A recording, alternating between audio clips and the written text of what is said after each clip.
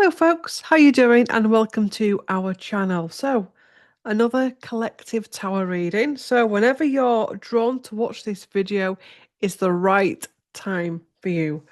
Some of it may resonate, all of it may resonate, one sentence, one word.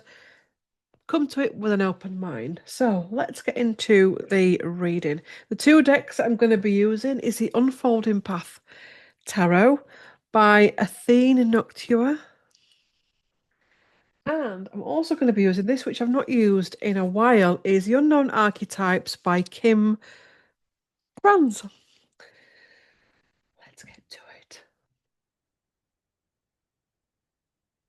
So settle in your body and be open to all messages, guidance, and wisdom that want to come through for those watching, just to make sure they're the right way, because it's not a deck that I do reverses with.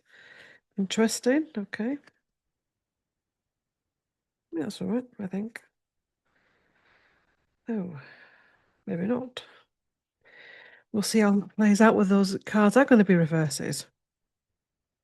If they're meant to come out, they will. So, for those watching, guidance, wisdom, and inspiration. Okay, so we've got four of, is that four? Is another one there? Felt like there was another one there. Four of Cups. Overwhelm. Let's keep shuffling.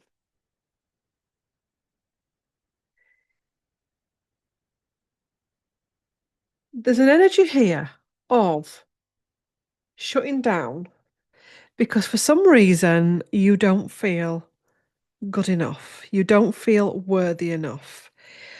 Possibly due to, do you know what I'm seeing here? This is possibly someone that has gone through trauma. Obviously, everybody has. They've done some healing, but it's getting to that point where, yes, it's now time to go back out in the world. So, I don't know, for example, say if you've had lots of relationship healing, you've had a traumatic relationship divorce, you've done some healing, you've done the work, it's now time to get back out there. But going on a dating site, going on your first date feels overwhelming. Um, it could be house move, it could be job move, it could be family. Okay. So there's a past story at play here and a present scenario. And I'm telling you now, you need to be more gentle with yourself and celebrate yourself more. I'm feeling that you got to a stage where maybe you thought, yeah, I've done the work there. I'm done. I've cleared that. It's all balanced. Everything's good. And that's great. Fantastic. And then you've had to dip your toes back into something again. And it's like, oh God, that's not healed. In fact, I'm feeling really triggered now. It's brought it all back up again.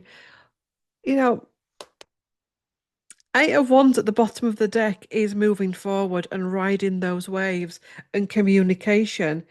And what are you saying to yourself in this? Remember, not the 5th of November, but remember that um, the body is water. And however you speak to yourself in this situation, the body will absorb that. So, Two of Cups, coming back into alignment, being gentle with yourself. Have fun with being you. Maybe you've got some inner child trauma still there where pressure was put on you. Ace of Wands is what are you waiting for? Why not do it? Why not go for it? Yes, Claire, but you don't understand. I've been hurt before and I can't stand the thought of that happening again. So what? If you cooked a meal and you burnt it, would you never cook another meal again?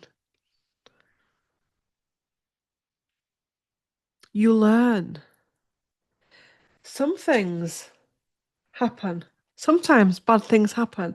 Sometimes things go wrong, but we can't stay there. Five of Cups. Don't let your trauma eat you alive.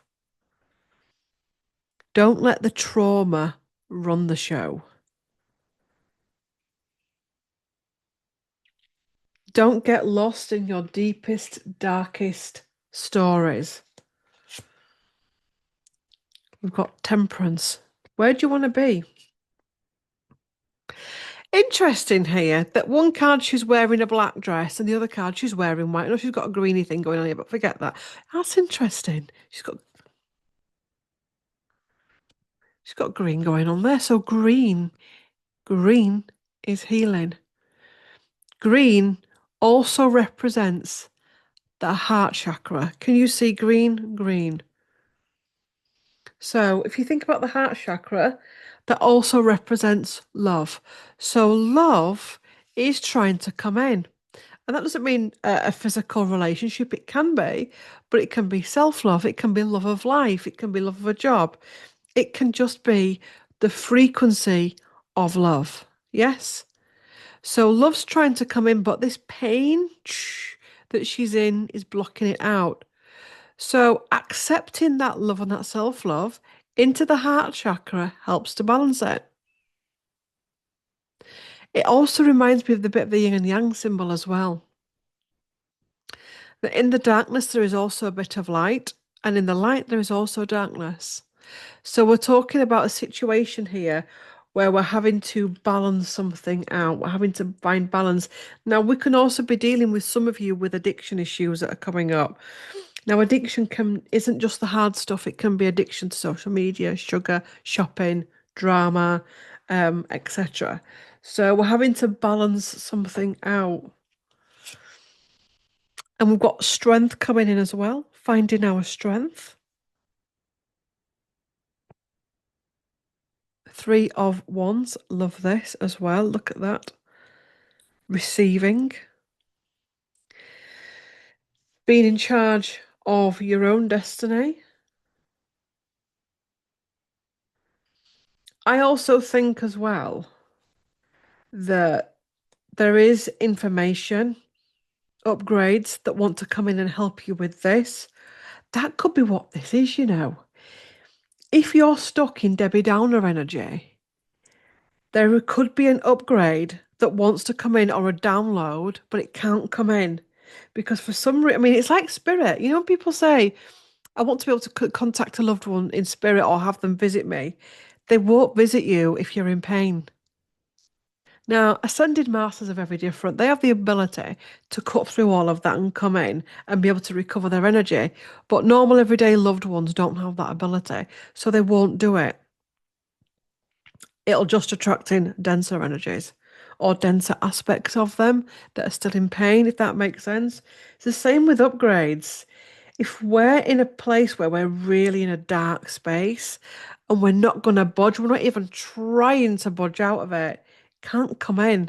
So this is why it's vital that whatever it is that's in balance here, you work on shifting it, releasing it, clearing it, being free of it, releasing it. Three of Swords is heartbreak. Queen of Swords, cutting those ties and holding on. So there's something here. You're either holding on to a relationship, holding on to a person or a situation or a story. And I feel that the reason why you're trying to make a step forward, but you can't because of this block and this pain and this drama, is because for some reason you're still reluctant to let something go. And it could just be like holding on to a little ray of hope that they're going to come back, or a ray of hope that the job works out, or a ray of hope that, do you know what I mean? This is an energy of, I don't really truly want to face it. Yeah. Um, Caught up in it. Also, as well, for some people, it could be wearing it like a t-shirt. Some people can do that. They can wear their pain, they can wear their discomfort like a t-shirt. Because when we're in pain, we can sometimes get attention of people. People want to spend some time with us, or people help. And we can get used to that, especially if there is um, rejection issues or you've not had enough attention as a child. Does this make sense? So there's something here that needs to be let go of. If I just turn a blind eye to the fact that they do X, Y, Z, it'll be okay. But what are we holding on to? I also think as well here, there's a fear around abundance or a fear around security. It could be a friendship, a relationship, a situationship, a job that it feels secure. But what's the card that comes after? You can create again with the Empress. So you're holding on to something. And honestly, if you could just let go of it, you can see through it and you can come through it. Interesting. Let's pull an oracle card.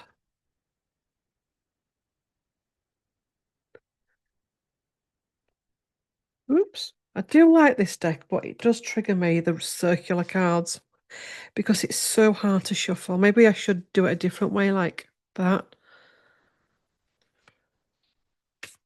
Oops, got two. Okay. The bridge and the mirror and Eros at the bottom of the deck. So the bridge and the mirror. What do we do with bridges? We walk over them. What what's the saying? Build a bridge and get over it. There's something here that's been mirrored back to you. Not to judge you, harm you, trick you, but to just show you that there's something else that needs to be shifted. This person, this situation is mirroring something back to you. That could be your vulnerability, that could be shadow, that could be ego, that could be a fact that you don't want to be on your own, or you don't want to walk away, or you don't want to be left out. There's a lot. This is a shadow moment, but it's also a moment that is this person as well, or situation. I'd say person. It could be really easy to see them as your worst enemy. Listen to what I'm saying very, very carefully here. It could be very easy to see them as your worst enemy, but they're actually trying to wake you up to something at a higher level, at the soul level. Now, this is if you're thinking, oh, Claire's saying this person is on a physical level, I can get back with them because they're trying to. No, no, no, that's codependency. At a soul level, so when you go back over there to the other dimensions, this person is showing up for you to clear something. Yes. And it could just be having the power to walk away from something. So this person could be coming in as a boss, a lover, a friend, family member, situationship, etc. Interesting. So, thank you for watching. Please do like, comment, share, and subscribe, and I will see you in the next one.